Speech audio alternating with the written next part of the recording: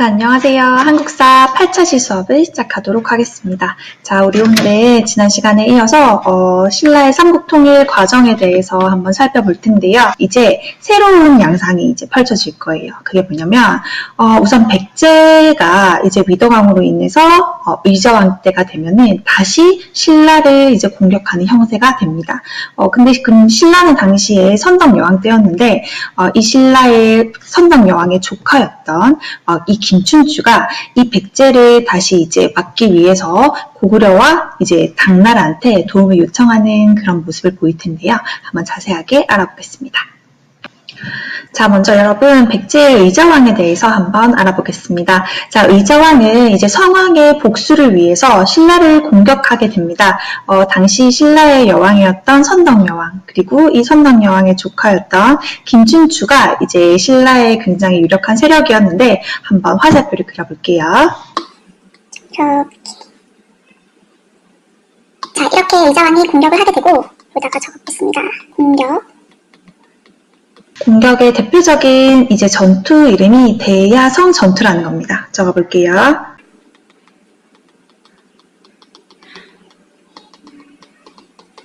자, 그런데 이 대야성 전투에서 신라의 이제 김춘추의 사위였던 김풍석과 그의 딸이 죽게 됩니다. 이 죽는데 여러분 성왕이 토막살인을 당했다라는 걸 선생님이 이야기했었잖아요. 자, 이 의자왕은 이제 당시에 대야성 성주였던 김풍석과 이 김춘추의 딸한테 똑같이 토막살인으로 이제 대갚아주는 모습을 보이게 되는데 결과적으로는 백제와 신라의 이제 관계가 점점 더 악화가 되는 거죠.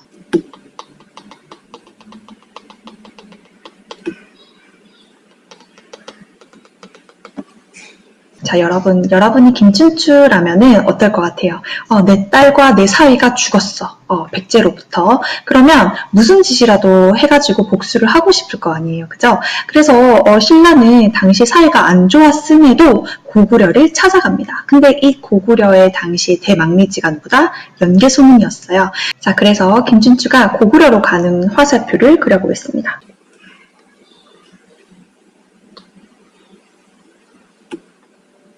자, 이렇게 도움을 요청하러 갔다고 적어보겠습니다. 도움 요청. 자, 그런데 이 연개소문은 어떻게 해요? 이 김춘추를 옥에다가 가둬버리죠. 조금 꾀를 내서 이제 옥에서 탈출한 김춘추가 어디로 가냐면 바로 당나라로 갑니다. 자, 여러분 당나라는 우리나라 사람들이 아니잖아요. 중국의 왕조예요. 그죠? 그래서 이 부분에서 신라가 통일을 했음에도 조금은 비난할 여지가 있는 게 이제 우리가 비판을 할 수가 있는 게 외세를 끌어들였다. 근데 좀 긍정적으로 바라봤을 때는 아니다, 그냥 외교적인 정책일 뿐이었다라고 볼 수도 있는데 여러분 스스로 한번 판단을 해보시기 바랍니다. 자, 그럼 다시 연개소문을 한번 보겠습니다. 스스로 대망리지에 올랐습니다. 당시의 왕이었던 영류왕을 몰아내고 영류왕이라고 적어볼게요. 영류왕을 왜 몰아넣냐면 영류왕은 외교적인 노선 자체가 친당 세력이었어요. 그러니까 고구려는 자존심이 있는데 당나라한테 자꾸 저자세로 이렇게 하는 거예요. 근데 연개소문은 대당 강경파였어요. 적어볼게요. 대당 강경파. 자, 당나라에 대해서 어떻게 했다? 강경하게 이제 딱 자세를 취한다라는 느낌인데 영류왕은 친당이에요. 친당. 그런데 이 친당 세력을 몰아내고 고구려가 연개소문이 정권을 잡았단 말이에요. 그럼 외교 노선이 어때요? 당연히 반당 정책이겠죠. 그런데 일단 연개소문이 김춘추를 딱 받아들였을 때 와가지고 도와달라고 하니까 뭐라고 얘기했냐면 한강유역을 돌려달라라고 이야기를 합니다.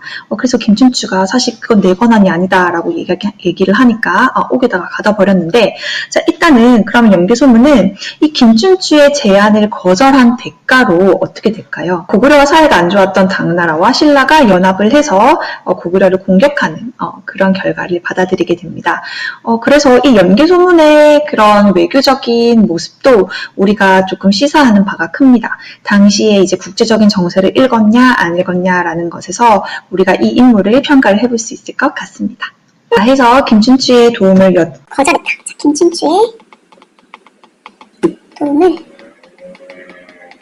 거절했다. 한번 자, 이렇게 거절을 하고 나서 나중에 이제 당태종이 침공을 했을 때 계속 이제 물리쳐요. 당나라의 침입도. 그러니까 이 연개 소문은 수장 전쟁이랑 같이 보시면 돼요. 김춘추의 도움을 거절했고 우리는 당나라가 침입했을 때 계속 이제 막아냈어. 자, 하지만 여러분 아무리 힘이 센 고구려라도 계속 끊임없이 이제 침입을 당하면 당연히 국력이 어떻게 되겠어요? 당연히 낮아지겠죠. 그래서 계속 당나라의 침입은 막아내지만 국력이 쇠퇴하게 됩니다. 계속. 국력이 계속 쇠퇴. 자, 국력이 계속 쇠퇴하게 되고 일단 고구려의 마지막 왕은 선생님이 보장왕이라고 적어놨습니다. 이 보장왕은 연개소문이 영유왕을 몰아내고 그냥 약간 허수아비로 세운 왕이에요. 그래서 일단은 김춘추가 도움을 거절하니까 이 김춘추는 다시 어디로 간다? 당나라로 간다. 화살표까지. 자, 그럼 여러분 이렇게 봤을 때 시간 순서대로 번호를 한번 매겨볼게요. 이게 공격 1번. 그래서 고구려한테 도움을 요청한 거 2번. 하지만 김춘추의 도움을 거절한 게 3번. 그래서 김춘추가 다시 당나라로 가서 4번. 나당 연합군을 결성. 나당 동맹. 자, 이렇게 시간 순서대로 볼 수 있겠습니다. 그런데 이렇게 잘 나가던 연개소문도 이제 665년이 되면은 이제 죽게 됩니다. 그러니까 연개소문 집안 내에서 이제 권력을 두고 굉장히 내분이 벌어지게 됩니다. 여러분 항상 이제 이거는 뭔가 공식과도 같은 건데요. 나라가 멸망을 할 때 그 상황을 보면은 물론 외세의 침입도 있지만 내부적인 문제가 더 큰 경우가 많습니다.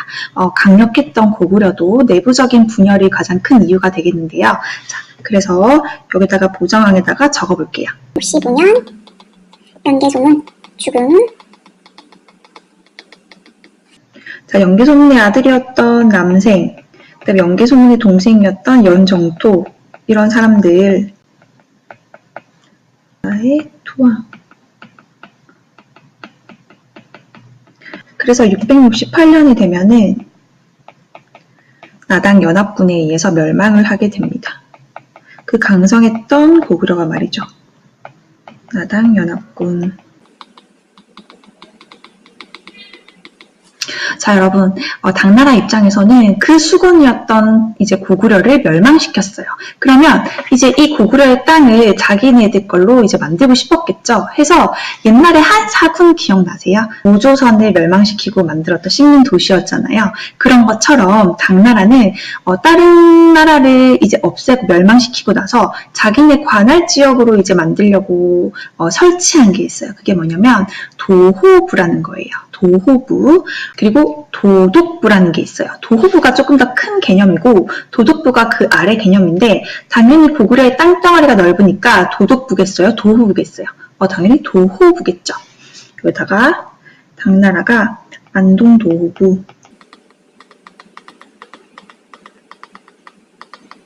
그러면 당연히 나라는 멸망했지만 고구려 이제 유민들은 어떤 생각이 들겠어요?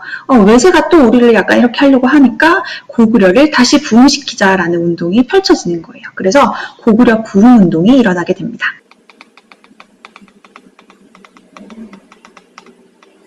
이 고구려 부흥운동을 일으켰던 사람들 3명을 기억을 하시면 되는데요. 중요한 거는 안승, 건모잠, 많이 들어봤죠. 고연무. 자, 이런 사람들인데 결과적으로는 이 부흥운동은 실패하게 됩니다. 그리고 나중에 이제 고구려 유민들과 말갈족이 합쳐져가지고 무슨 나라가 건설되나요? 당연히 발해죠. 의자왕에 대해서 한번 보겠습니다. 여러분, 이 의자왕은요, 처음에 대야성 전투를 승리로 이끌고 백제를 다시 뭔가 일으켜 세우려는 굉장히 진취적인 모습을 보입니다. 하지만 일단 기록에 의해서는 굉장히 이제 사치가 시작되고 여자를 밝히고 삼천궁녀 얘기 들어보셨죠? 근데 여러분 여기서 생각을 해볼게. 이 삼국액 중에서 신라가 승리자잖아요. 그죠? 역사는 승자의 학문이라는 소리가 있습니다. 그 이유가 뭐냐면 이 승자들이 나중에 역사책을 기록을 해요. 그러면 당연히 이 백제 의자왕에 대해서 어떻게 기록을 하겠어요? 굉장히 나쁘게 기록을 하겠죠. 왜 김춘추의 사위와 딸도 막 그렇게 토막살인을 하고 서로 감정이 나빠질 대로 나빠졌잖아요. 그죠? 근데 그런 의자왕이 마지막 왕이었고 신라에 의해서 멸망을 당하기는 했지만 뭔가 그한테도 굉장히 문제가 많았다라는 거를 강조를 하고 싶잖아요. 그죠? 그래서 이 의자왕의 기록이 굉장히 안 좋은데 우리가 그 기록을 진짜 믿을 수 있는가에 대해서도 한번 생각을 해볼 필요가 있겠습니다. 자, 일단 기록으로 봤을 때 이 의자왕이 사치를 막 부리고 있었을 때 어떻게 합니까? 마당 연합군이 쳐들어오죠. 그래서 마지막 전투인 황산벌 전투에서 계백 장군이 결사대를 이끌고 이제 전쟁을 하려다가 관창의 죽음으로 신라로 승세가 기울게 되었다라고 이제 여러분 한 번씩은 들어봤을 텐데요. 그 과정을 한번 볼게요. 의자왕 660년 멸망. 백제가 나당 연합군이고요. 여기서 기억을 할 게 한 번씩은 들어봤던 황산벌 전투죠. 자기 가족까지 모두 죽이고 참전했다는 계백 장군. 신라의 화랑이었던 관창 얘기는 많이 들어보셨을 거예요. 이렇게 멸망하고 나서 당나라가 고구려뿐만 아니라 백제까지 먹고 싶은 거예요. 그래서 백제는 고구려보다 땅이 적으니까 도호부 말고 도독부를 설치하게 됩니다. 옹진도독부. 자, 그래서 백제에도 역시 부흥운동이 일어나게 돼요. 백제 부흥운동. 이 백제의 부흥운동은 4명 정도 기억을 하시면 되는데요. 자, 먼저 흑치상지, 복신, 도침, 그 다음에 부여풍. 여러분 여기서 부여라는 건 성이에요. 성 부여씨. 부여씨의 풍. 그럼 이 사람은 왕자였다라는 걸 알 수 있겠죠. 자, 그래서 이 백제 부흥운동도 역시 실패를 하게 됩니다. 자, 이제 선덕여왕에 대해서 한번 보겠습니다. 자, 선덕여왕의 이름은 덕만이에요. 덕만이. 굉장히 똑똑하고 현명한 이제 여왕이라고 이제 우리가 보는데 이 선덕여왕의 조카가 바로 김춘치입니다.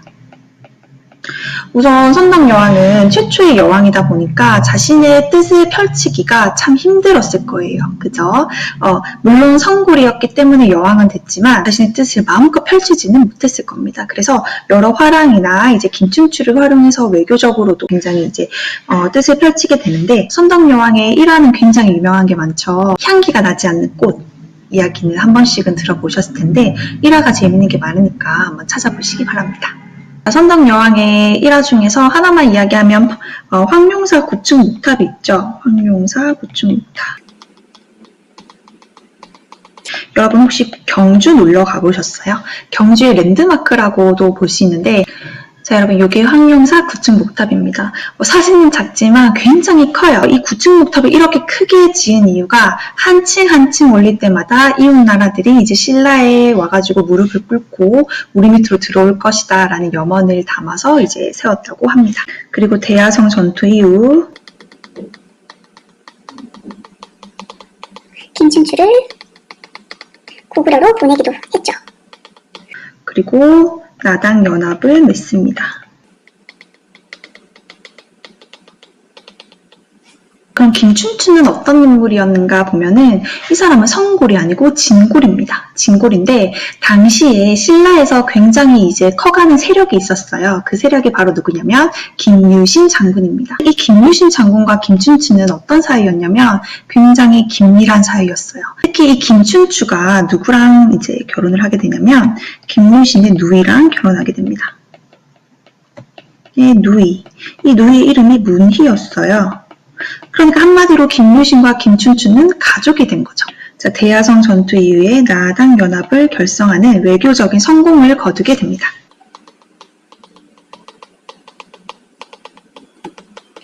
외교적 성공. 그리고 백제와 고구려를 멸망시키고요. 고구려 멸망. 자, 이렇게 멸망을 하게 되는데 하지만 당나라의 야욕을 맞닥뜨리게 됩니다. 이게 뭐냐면 당나라가 고구려를 지배하려고 안동도호부를 그 다음에 백제를 지배하려고 옹진도독부를 세웠었잖아요. 그죠? 그런데 신라가 여기까지는 이해를 했어요. 그런데 이 당나라가 신라까지 지배하기 위해서 뭐를 설치하게 되냐면 계림도독부를 설치하게 됩니다. 계림이라는 거는 신라의 옛날 이름이에요. 그래서 이 계림도독부를 딱 설치를 하는 모습을 보면서 아, 당나라가 신라까지 지배하려고 하는구나 라는 거를 이제 딱 간파를 하고 나당 전쟁이 이제 일어나게 됩니다. 그래서 나당 전쟁. 이제 한순간에 연합군이었다가 이제 적군이 된 거죠. 그죠? 이 나당 전쟁의 대표적인 전투를 반드시 기억을 하셔야 됩니다. 매소성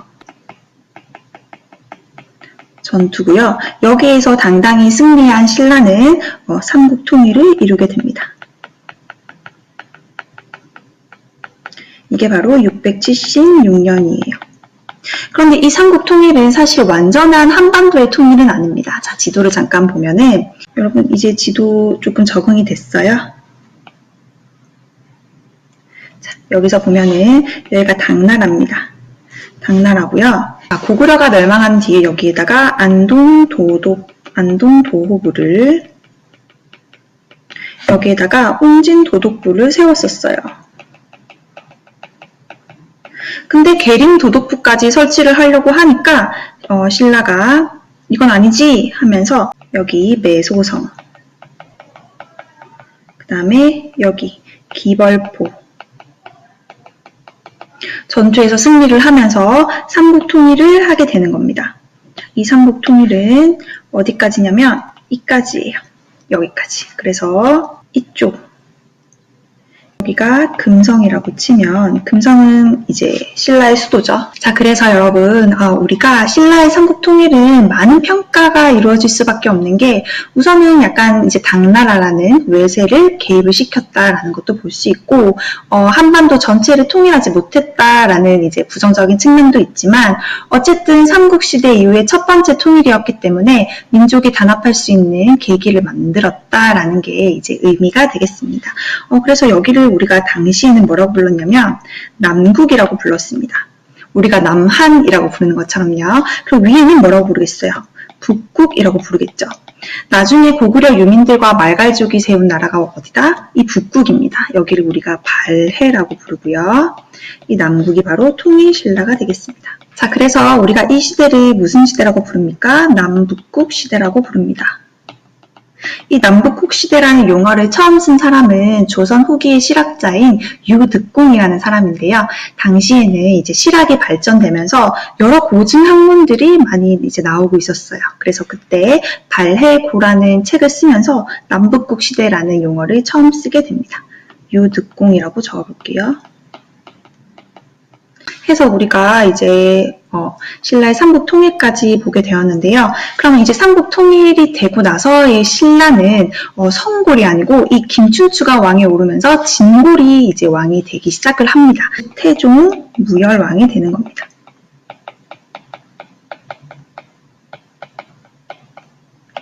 자, 우리가 이렇게 삼국 통일까지 쭉 살펴봤는데요, 여러분. 이거는 계속 이제 이야기 스토리텔링으로 연습을 해보셔야 쭉 이야기로 이어집니다.